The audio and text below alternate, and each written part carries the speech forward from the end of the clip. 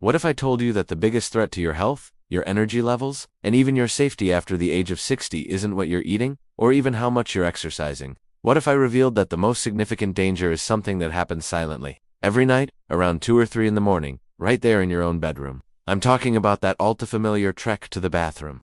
That moment when you're yanked from a deep, peaceful sleep by the urgent need to urinate. For many of us, it's a once-a-night occurrence. For others, it's twice, 3 times, or even more.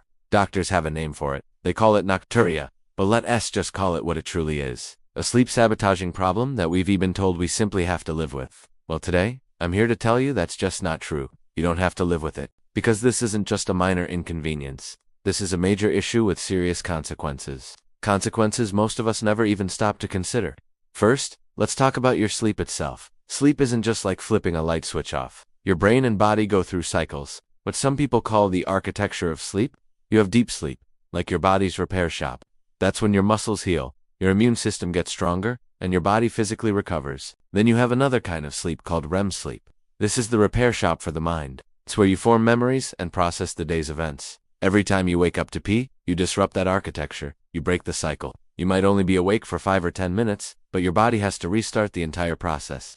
You are being robbed of that crucial restorative deep sleep. You're losing hours of quality repair work every single night. Second, and this is something we have to address seriously, is the risk of falls. It's 2 a.m. The house is pitch black. You're not fully awake. You're groggy and disoriented. You misjudge a step. You trip on a rug, or a piece of furniture you didn't see. A simple trip to the bathroom can turn into a life-altering event. A fall can lead to broken bones, a fractured hip, extended hospital stays, and a loss of independence. This isn't a minor risk. It's a very real danger that we have to eliminate. Picture this: the unsteady shuffle down a dark hallway, the desperate grab for a towel rack that isn't there, the sickening thud as you hit the floor. The consequences can be devastating, impacting not only your physical health but also your mental well-being and your ability to live life on your own terms. And finally, there's the price you pay the next day. You wake up feeling tired even before you get out of bed. You don't have the energy you used to.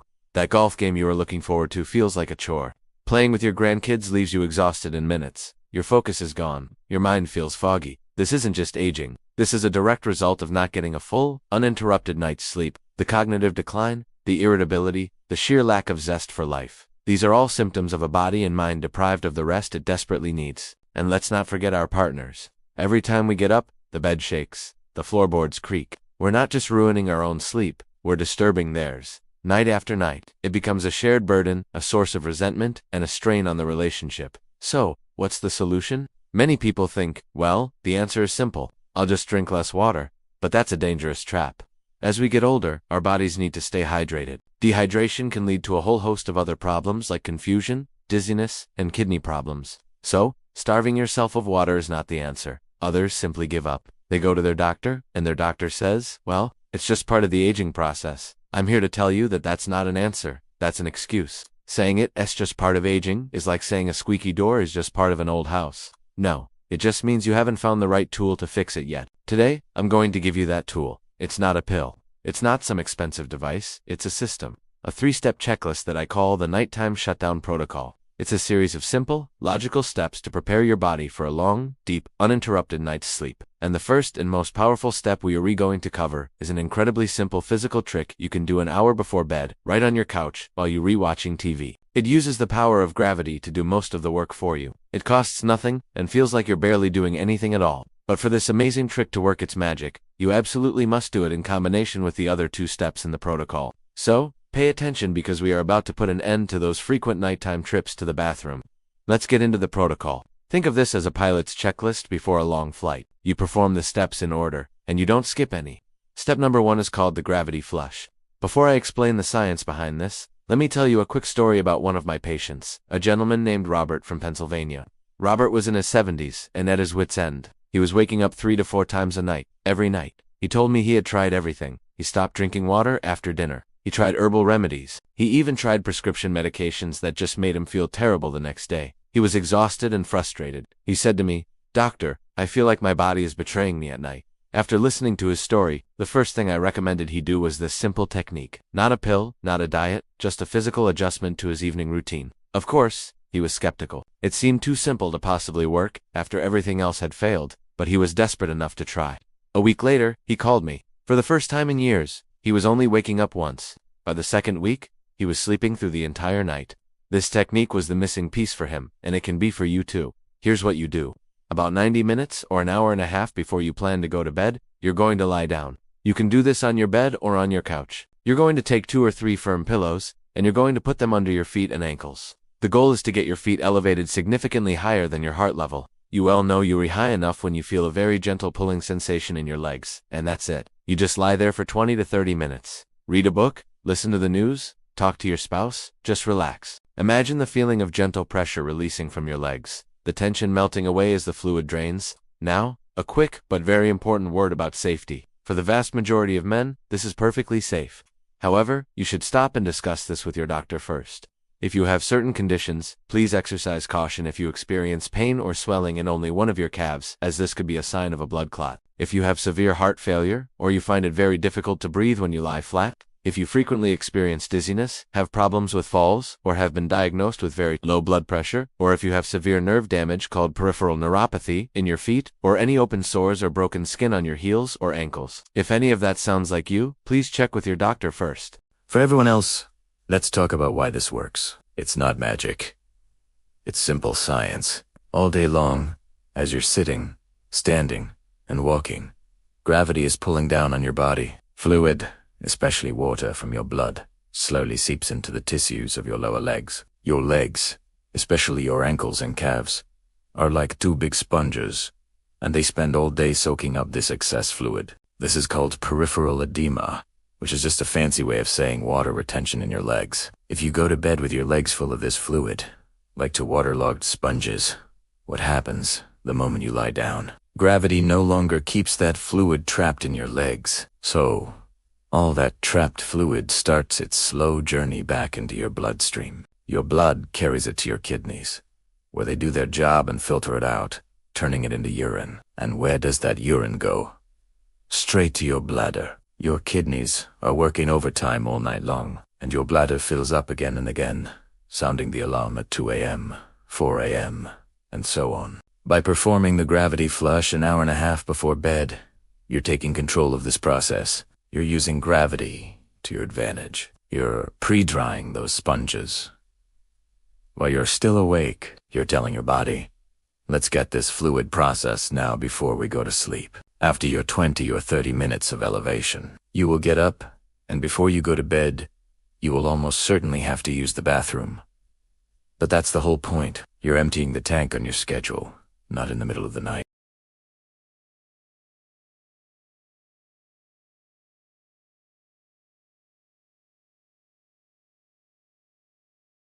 Now, there are some common mistakes to avoid. First, don't do this 5 minutes before you get into bed. That's too late. This process takes time. You need that full 90-minute window. Second, make sure your feet are actually above your heart. Propping them up on a small footstool isn't enough.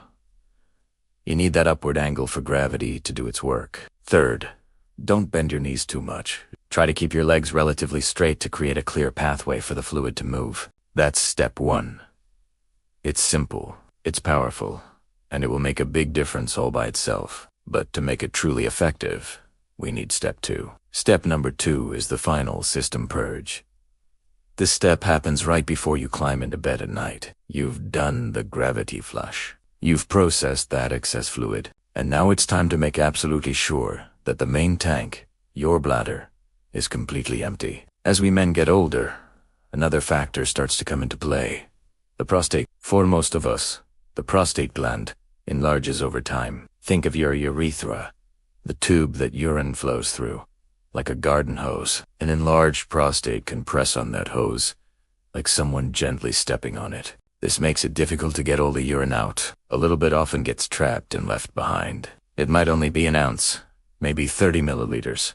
But that's enough to wake you up a few hours later. The final system purge is a technique to make sure you get that last little bit out. You may have heard of it as double voiding. Here's exactly how to do it. Go into the bathroom as you normally would. Sit down on the toilet. It's very important to sit, not stand, as this helps to relax the pelvic floor muscles. Don't rush. Take your time and empty your bladder. When you think you're done, don't get up immediately. Stay seated for another 20 to 30 seconds. Just relax. Take a few deep breaths. Then stand up for a moment. Finally, sit back down and try to go again. You might be surprised how much more urine comes out. Why does this work? By standing up and sitting back down, you're changing the position of your bladder and your prostate. You're essentially unkinking that garden hose for a moment, allowing trapped urine to escape. Leaning forward slightly can also help. Think of it like getting the last bit of ketchup out of the bottle. You have to turn it upside down and give it a little shake to get that last bit out. It's the same principle. The common mistakes here are simple. The biggest mistake is rushing. We're often in a hurry to get to bed, so we don't spend the extra minute this requires.